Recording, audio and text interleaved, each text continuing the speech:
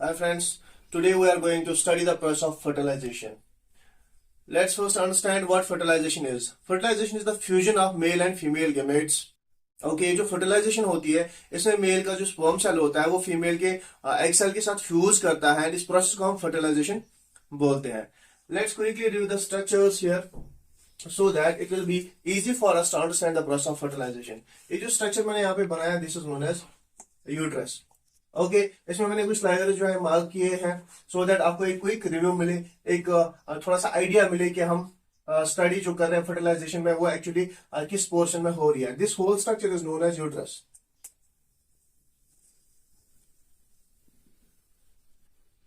And the uterus has two walls, basically anterior walls and posterior wall. Anterior wall and posterior wall. Posterior wall पे मैंने यहाँ पे कुछ layers बनाए जो कि यूट्रस में प्रेजेंट होते हैं. ये इंटीरियर वॉल पे भी प्रेजेंट होते हैं, पोस्टीरियर वॉल पे भी प्रेजेंट होते हैं. The outer most covering of the uterus is known as perimetrium which I have highlighted with the green blue marker. And after that the black light here this is known as myometrium. It is made up of muscles. And the innermost layer it is known as endometrium. Endometrium के कुछ फिर अपनी linings होते हैं, वो हम structure of uterus जब हम पढ़ेंगे उसमें डिटेल हम वो चीज एक्सप्लेन करेंगे. ठीक, अब यहाँ पे क्विकली बोल देता हूं कि जो एंडोमेट्रियम है इसके अपने दो लेयर्स होते हैं, स्ट्राटम बेसालिस एंड स्ट्राटम फंक्शनलिस. ओके यहाँ पे अगर हम देखेंगे जो होल प्रोसेस है फर्टिलाइजेशन का वो स्टार्ट होता है from the ejaculation of the sperm cells into the vagina. अब जो स्पर्म होते हैं इसमें सेमेन जो होता है इसका जो मेन कंटेंट होता है that is sperm and it contains water which provides the medium for the sperm. It contains the fructose plus citrate which provides nutrition to the sperm cell. इसके बाद जो नेक्स्ट एलिमेंट होता है that's known as fibrinogen. ये clotting and attachment में help करता है.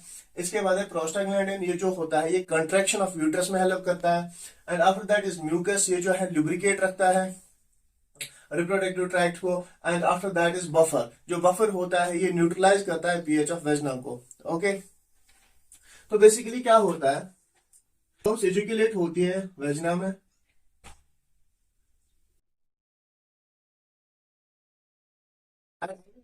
Nearly about 2 to 5 ml जो स्पर्म है वो एजुकेट की जाती है वेजिना में. And it contains most probably 200 to 500 millions of sperm cells.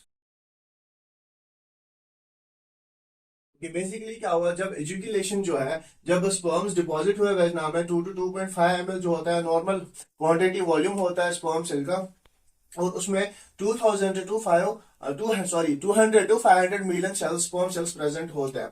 अब बेसिकली क्या होता है जब स्पर्म सेल्स डिपॉजिट की जाती है वेजिना में तो यहाँ पे क्या होता है जो फिब्रिनोजन होता है ये इनको क्लॉट कर देता है, ये इनको स्पर्म सेल्स को क्लॉट कर देता है. क्लॉटिंग क्यों होती है यहाँ पे, क्लॉटिंग एंड अटैचमेंट क्यों होती है यहाँ पे, और जो जब ये क्लॉट करता है तो ये जो लाइनिंग ऑफ वेजिना इनके साथ उनको अटैच करता है. क्यों करता है, क्योंकि बेसिकली क्या होता है यहाँ पे अगर स्पर्म सेल्स जब डिपॉजिट होते हैं वेजिना में तो वो बैक फ्लो के जरिए वापस भी निकल सकते हैं. तो इसको प्रिवेंट करने के लिए जो है फिब्रिनोजन जो है क्लॉटिंग एंड अटैचमेंट करवा देता है. आफ्टर दैट क्या होता है स्पर्म्स डिपॉजिट होगी, इसके बाद क्लॉटिंग होगी. अब ये sperms almost near about 20 minutes तक इसी फॉर्मेशन में रहते हैं. अब क्या होता है फिब्रिनोलिटिक एंजाइम जो होता है वो इनको क्या होता है रिलीज करवा देता है सो दैट जो स्पर्म्स है ये मूव हो जाए towards the cervix. By the action of fibrinolytic enzyme क्या होता है जो स्पर्म्स होती है रिलीज होती है एंड स्पर्म जो होती है मूव कर रही होती है towards the cervix and then to the then to uterus.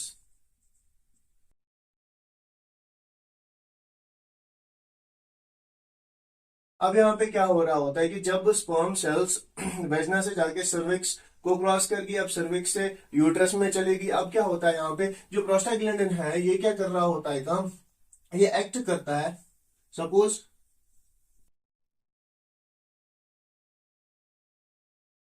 This is prostaglandin. अब ये प्रोस्टाग्लैंडिन क्या कर रहा होता है काम, ये यूट्रस की जो मायोमेटल ये जो यूट्रस की जो मायोमेटल जो लायर है मसल लायर इसको कॉन्ट्रैक्ट करवा देता है सो दैट जो ये है स्पर्म सेल्स इनको अपवर्ड एक फोर्स मिले, अपवर्ड एक थ्रस्ट मिले सो दैट जो स्पर्म सेल्स है ये ट्रेवल करते हुए कहां पे जाए फ्लोपियन ट्यूब में. Okay, not only by the effect of prostaglandin but एक हार्मोन रिलीज होता है from the interior pituitary that is known as oxytocin. Oxytocin भी सेम ही काम करता है, it helps the prostaglandin and किसमें हेल्प करता है, यूट्रस की जो मसल है उनको कॉन्ट्रैक्ट करने में। ओके, अब जो स्पर्म सेल्स है ये यूट्रस में एंटर हो जाती है यहाँ पे, और यहां से जो ओवरी है on the day of ovulation, जो nearly about 14th day of menstrual cycle होता है, जो ओवरी है इससे एग रिलीज होता है। और अगर आपको याद होगा, अगर आपने मेरे से पहले का जो लेक्चर अटेंड किया होगा विच इज oogenesis, आपको पता होगा जो इस हुआ है, जो ये हुआ है ये किस स्टेज में रिलीज होता है, ये होता है सेकेंडरी oocyte सेल स्टेज में रिलीज होता है। ओके, तो सेकेंडरी उसको हम बोलते हैं सेकेंडरी oocyte। तो सेकेंडरी oocyte यहाँ से रिलीज होता है विद द हेल्प ऑफ फेमरीज, जो फेमरे प्रेजेंट होते हैं किसमें, फ्लोपियन ट्यूब में, उसको वो इसको ग्रैब करते हैं और इनफेंटिबुलम पोर्शन तक लेके आते हैं। और इसके बाद क्या होता है, यहाँ पे कुछ सीलिया प्रेजेंट होते हैं, जो लाइनिंग होती है यूट्राइन ट्यूब की, इसमें क्या सीलिया प्रेजेंट होते हैं, और ये जो सीलिया होते हैं ये लोकोमोटरी मोशन में जो एग है इसकी लोकोमोटरी मोशन में इसको हेल्प कर देते हैं। Okay, basically this fallopian tube has three parts: infundibulum, ampulla and isthmus. Most probably जो फर्टिलाइजेशन होती है वो ऑकर होती है एम्प्यूला पोर्शन में। Suppose the egg is here in the ampulla portion and here is also the presence of sperm cell.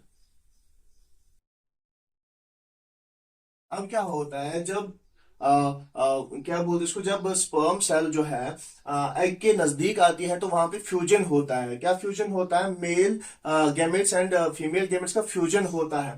Let's zoom this structure out here so that हम इसको एक अच्छे मैनर में अंडरस्टैंड कर पाए। क्या हुआ यहाँ पे, जो स्पर्म सेल है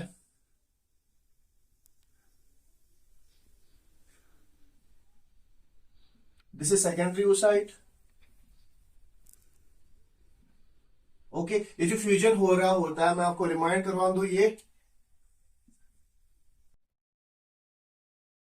most probably ampulla portion of filament tube में होता है। तो क्या हो रहा होता है यहाँ पे, जब स्पर्म सेल इस सेल के आउटर लेयर के कांटेक्ट में आ जाती है, आउटर लेयर, अगर आपने मेरा इससे पहले का लेक्चर पढ़ा होगा जिसमें हमने डिस्कस किया था स्ट्रक्चर ऑफ सेकेंडरी oocyte, तो आपको पता होगा जो आउटर लेयर है it's made of actually follicular cells. This follicular cells made the layer, that layer is known as corona radiata। This layer is known as corona radiata and this red one is known as zona pellucida, and the inner one is plasma membrane or vitelline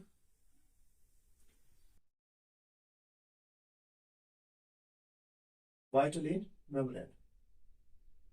okay, तो क्या हुआ जब ये sperm cell इन follicular यानी कि corner radiator के contact में आई, तो क्या होता है यहाँ पे, जो स्पर्म सेल है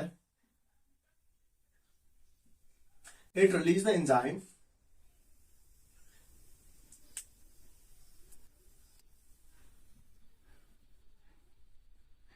हेलोरोनिडेस। अब जब स्पर्म सेल रिलीज करती है हेलोरोनिडेस एंजाइम, तो ये क्या कर रहा होता है, ये इन फॉलिकुलर सेल्स में क्या प्रेजेंट होता है, these are binded together, these follicular cells are actually binded together with the help of hyaluronic acid। तो यहाँ पे क्या होता है, जब स्पर्म सेल ने हेलोरोनिडेस एंजाइम क्रिएट किया, यहाँ पे इन सेल्स में जो प्रेजेंट होता है दैट इज हेलोरोनिक एसिड, यहाँ पे रिएक्शन होती है एंड ये स्पर्म सेल पायरस इन सेल्स को पायरस करते हुए जोना प्लेसुडा की तरफ मूव कर रही होती है। सपोज ये सेल्स हट गई यहाँ से,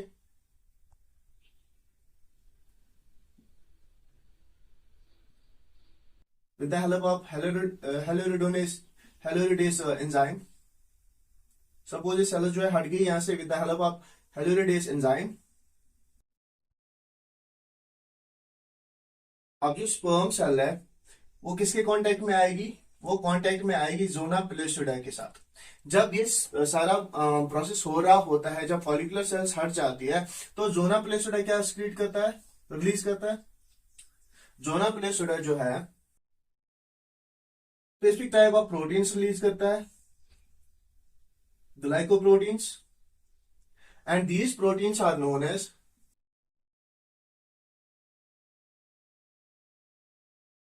fertilizing proteins। ZP3 proteins. Zona pellucida 3 proteins. These are known as fertilizing proteins. अब zona pellucida ने क्या रिलीज किया?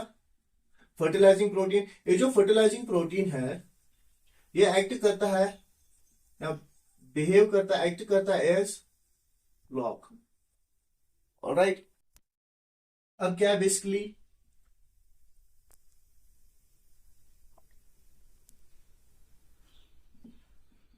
अब स्पर्म सेल जो है ये किसके कांटेक्ट में है? ये कांटेक्ट में है जोना पेलुसिडा के साथ. अब जोना पेलुसिडा ने क्या रिलीज किया? Receptor proteins, glycoprotein, these are known as fertilizing proteins. और ये फर्टिलाइजिंग प्रोटीन जो है ये बिहेव करते हैं एज लॉक. ओके.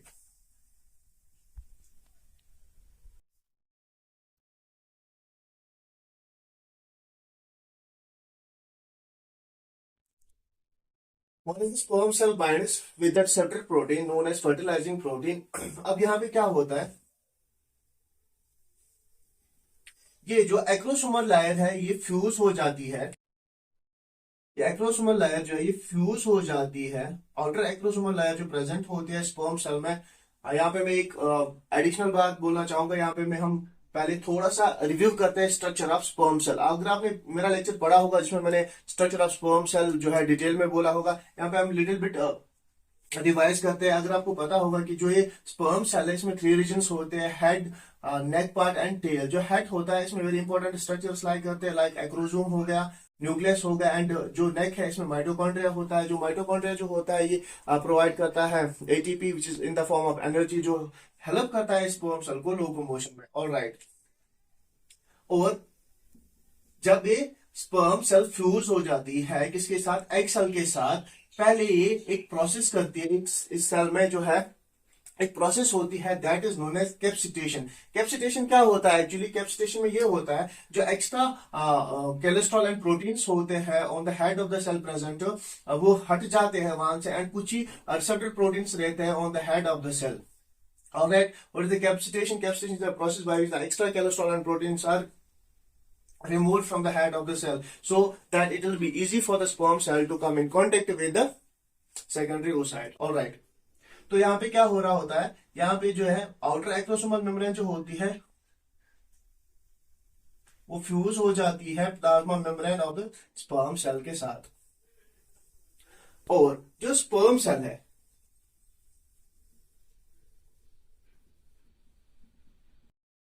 जैसे जोना पेलुसिडा ने रिलीज किया फर्टिलाइजिंग प्रोटीन, ऐसी ही जो स्पर्म सेल है anti fertilizing protein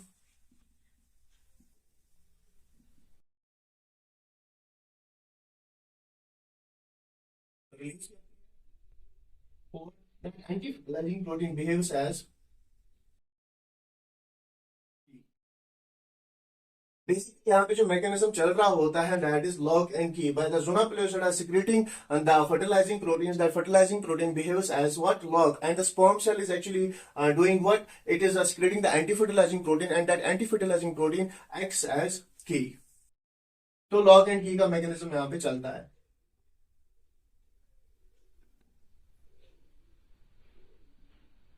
lock and की.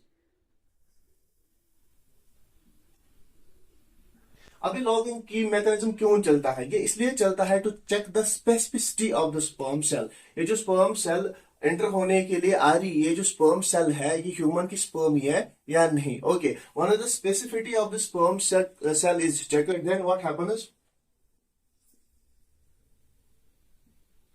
जब एक्रोसोमल मेम्ब्रेन क्या होता है? बाइंड होता है या फ्यूज होता है प्लाज्मा मेम्ब्रेन के साथ. एट द सेम मोमेंट क्या हो रहा होता है? यहां से कुछ कैल्शियम आयन जो होते हैं, कैल्शियम आयन वो एंटर कर देते हैं किसमें?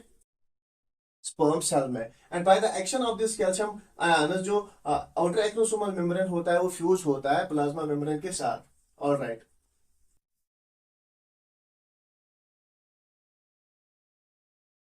यहां से क्या होगी? स्पेसिफिसिटी होगी स्पर्म सेल की चेक. तो ये जो एक्रोसोमल एलिमेंट जो कि सेल में प्रेजेंट होता है ये अब रिलीज करता है what? It releases the hydrolytic enzymes. यहां से हाइड्रोलिटिक एंजाइम्स रिलीज होते हैं और ये हाइड्रोलिटिक एंजाइम्स इस जोना पेलुसिडा को पेनिट्रेट करते हुए, डाइजेस्ट करते हुए या डिजेनरेट करते हुए ये जो सेल है, फाइनली इस स्ट्रक्चर पे हम फोकस करेंगे। यहाँ पे मैंने क्या हटा दिया, जोना पेलुसिडा की कवरिंग हटा दी, मैंने कॉर्नर डेटेड की जो कवरिंग है वो हटा दी। अब क्या होता है, ये जो सेल है, यहाँ पे क्या हो रहा था एक्चुअली, जो स्पर्म सेल है उसने हाइड्रोलाइटिक एंजाइम्स रिलीज किया और उन्होंने जोना पेलुसिडा को डिजेनरेट किया या डाइजेस्ट कर दिया। अब क्या है, अब जो सेल है इसमें एक मेम्ब्रेन बचती है, अब जिसको पायरस करना है, that's known as plasma membrane और वाइटलिन मेम्ब्रेन। वाइटलिन मेम्ब्रेन जो होता है, it's a highly polarized membrane, it has a great affinity for the sperm cell. तो यहाँ पे क्या होता है, on the plasma membrane, let's move inside the cell, here's the cytoplasm, and also on the periphery of the cytoplasm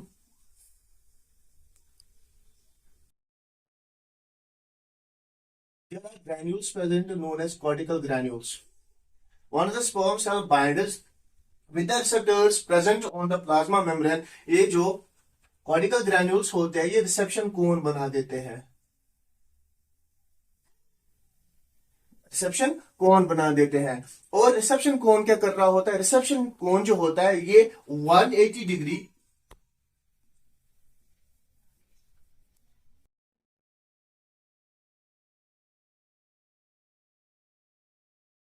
जो reception कोन होता है ये 180 डिग्री रोटेशन लेता है, सो that it allows the entry of this nucleus into the secondary oocyte। Okay, तो at the same moment जब reception कोन बन रहा होता है, यहाँ पे कुछ आयन चैनल्स खुल जाती है, आयन चैनल्स खुल जाती है, और क्या हो रहा होता है, बाहर से जो है सोडियम आयंस एंटर हो जाते हैं सेल में, और सेल में क्या प्रेजेंट होता है, स्मूथ एंडोप्लाज्मिक रेटिकुलम। और जो स्मूथ एंडोप्लाज्मिक रेटिकुलम क्या कर रहा होता है, एकदम रिलीज कर रहा होता है कैल्शियम आयंस। और यहाँ पे क्या हो रहा होता है, जो सोडियम आयंस है वो एंटर कर रहे होते हैं, अंदर से क्या रिलीज हो रहा होता है स्मूथ एंडोप्लाज्मिक रेटिकुलम से कैल्शियम आयंस। और यहाँ पे क्या होता है, बाहर जो है नेगेटिव आयंस प्रेजेंट होते हैं, और यहाँ पे क्या अंदर बन जाता है positive pressure gradient, positive pressure gradient.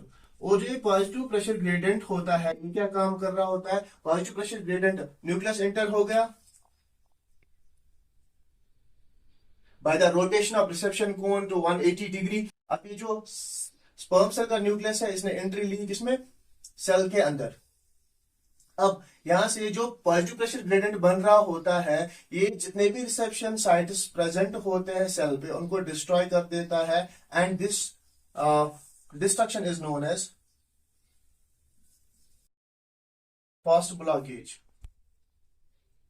ये फास्ट ब्लॉकेज इसलिए होती है सो दैट अदर स्पर्म जो है वो एंट्री न ले पाए सेल में, यानी कि पॉलीस्पर्मी की फॉर्मेशन नहीं होती है सेल में, because of this fast block positive pressure gradient जो बन रहा होता है, because of this ion channels. And ये कर रहे होते हैं काम, ये फास्ट ब्लॉक कर रहे, फास्ट ब्लॉकेज करते हैं, सो दैट जो दूसरी स्पर्म्स प्रेजेंट होते हैं, क्योंकि बहुत सारी स्पर्म्स सराउंड कर रही होती है सेल को, तो दूसरी स्पर्म्स अंदर एंट्री ना ले पाए। ओके, यहाँ पे जो प्रेजेंट होते हैं कुछ ग्रैन्यूल्स, ये क्या कर रहे होते हैं काम, ये जो ग्रैन्यूल्स प्रेजेंट होते हैं ये वाइटलिन मेम्ब्रेन के साथ अटैच हो जाते हैं, और यहां से सिक्रीशन हो जाती है कुछ एंजाइम्स, ये सिक्रीट करते हैं कुछ एंजाइम्स। और ये जो एंजाइम्स होते हैं, जितने भी बचे हुए जो होते हैं रिसेप्टर्स होते हैं, जोना पेलुसिडा होते हैं, उसको डिस्ट्रॉय कर देते हैं, and this blockage is known as slow blockage. तो दो तरीके के मैकेनिज्म यहाँ पे चल रहे होते हैं, एक फास्ट ब्लॉकेज है, दूसरा स्लो ब्लॉकेज। और इससे क्या होता है, fast blockage and slow blockage से ये प्रोसेस होती है कि दूसरी स्पर्म सेल जो होती है वो एंट्री नहीं ले पाते हैं। अब जब ये न्यूक्लियस अंदर चला गया, और हमें पता है जो ये एग है ये किस स्टेज में होता है, सेकेंडरी oocyte स्टेज में। एट द सेम मोमेंट ये जो एग सेल है ये अपना मियोसिस सेकेंड जो कि अरेस्ट हुआ होता है मेटाफेज में, कंप्लीट कर देता है। जब ये न्यूक्लियस अंदर चला जाता है, एट द सेम मोमेंट जो सेल है वो अपना जो होती है सेकेंडरी oocyte स्टेज में होती है, वो अपना meiosis second of metaphase complete कर देती है, एंड इस सेल को अब हम बोलते हैं ज़ाइगोट। ओके गाइस, तो आई होप कि आप लोगों को ये फर्टिलाइजेशन की जितनी भी प्रोसेस है अच्छे से समझ में आ गई होगी। मिलते हैं अपने नेक्स्ट वीडियो में जो कि होने वाला होगा, that's known as implantation. Okay, and additionally one point is that कि ये सेल जो है सेकेंडरी oocyte सेल, अब ये सेकेंडरी oocyte नहीं कहलाती है, अब ये कहलाती है ज़ाइगोट। Thank you.